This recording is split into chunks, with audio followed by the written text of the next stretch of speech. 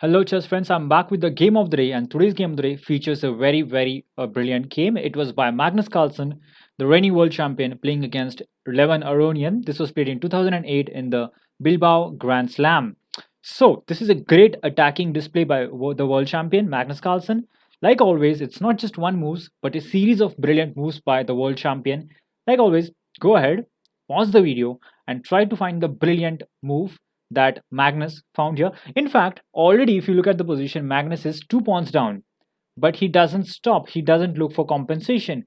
Players like Magnus Carlsen, Tal, Fischer, they don't look for compensation. When they sacrifice, their only aim is to win, and that's what they are looking for. They go for the opponent's king, and they don't want the piece back once they sacrifice it. What they want is a direct attack on the king. So, like always, put yourself in Magnus Carlsen's shoes. Try to find the move that white should play here.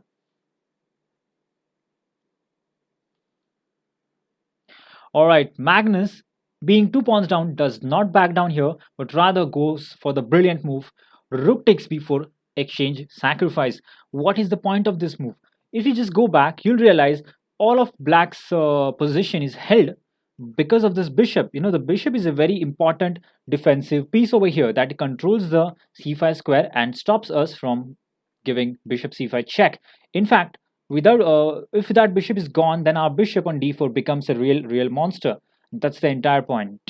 Rook takes b4 was played. Now the correct option for black would have been capturing the bishop on d4, but even after that, Magnus would have continued with something like rook b takes d4, and white still has a strategic advantage thanks to his much superior and active piece. As you can see, every single one of Magnus Carlsen's piece is very active. At the same time, compare the black king, which is totally exposed right in the center of the board. This would have been terrible for Levon Aronian. So even with the best continuation, Magnus is still doing great. But of course, after the exchange sacrifice, Levon captured more material. But in fact, this just creates more trouble because now there is no stopping for the attack. Bishop to c5, check. Now the king steps up the board. That's better than stepping back, because that would have then we would have continued something like bishop c6 or queen c6, and hence the black king steps up the board. And this is the key point. Attacking doesn't always include straightforward attacking moves. In fact, there are these intermediate moves that are very important, and moves that players like you and me miss, but Magnus Carlsen doesn't. The move that Magnus played here is simply a token of genius. Rook to a1. He's 2 pawns down. He's an exchange down, but he doesn't back down. In fact, he plays a very calm looking move, which is actually a big threat. The threat of rook going to the a6 square is a huge threat. It will threaten a checkmate once it goes over there. If king to d7, then queen c6 would come, and that would be terminal. And you can see black is already in a very desperate position over here. What should black do?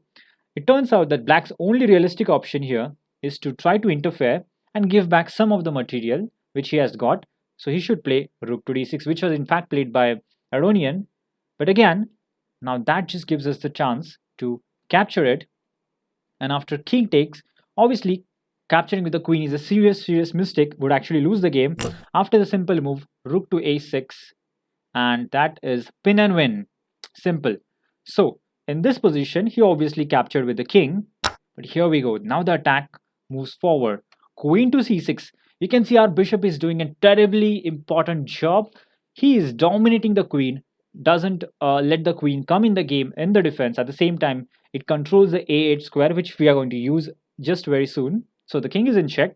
He goes to the square. King to e7. Now how does Magnus win material in a decisive way? The move that he should play is rook to a8. Now whenever the queen moves, there will be a discovered attack, and we are going to win material. Obviously, if he captures a rook, then we are very happy. We just capture back with our bishop, and we are totally winning the game. So in this game, he played queen to d6. Now white is already in a situation where he can exchange and went on to and go forward and win. But there's something that Magnus must consider here. That is the b pawn. Black has still got a passed pawn, which is just 3 steps away from queening and becoming a queen. So he still has to be very careful. He still has to make sure that after the exchange of the queens and grabbing the rook, he's still winning. And in fact, he takes some time over here He calculates everything precisely, and it turns out that white is totally winning. And this is how what happens in the game.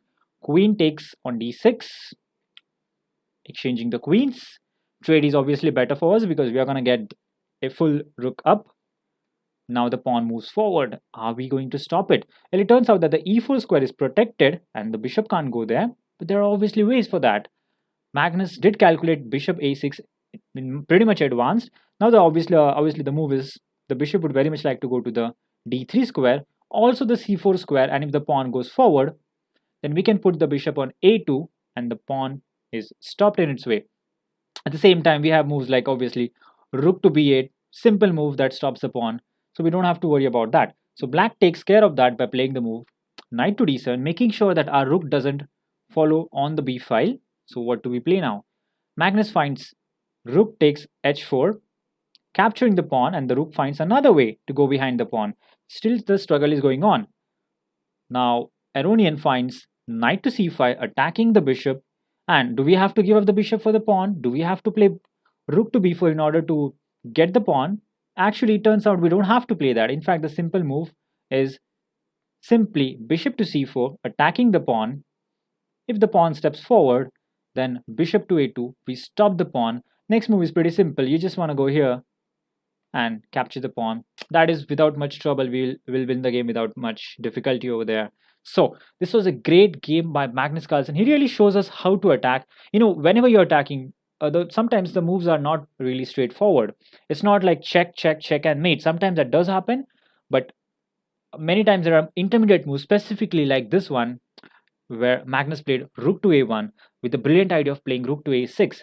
And calculating such move is the real tough thing because you sacrifice pieces. Whenever you sacrifice pieces, you are basically trying to get it back or get something decisive. But finding moves like rook a1 is a really tough part when attacking, and that is what makes people like Carlsen really good at what they do. So, hope you enjoyed this great game by Magnus Carlsen against Aronian, played in the Bilbao Grand Slam 2008. Thank you for watching and do subscribe to my YouTube channel. More videos are on the way. Until next time.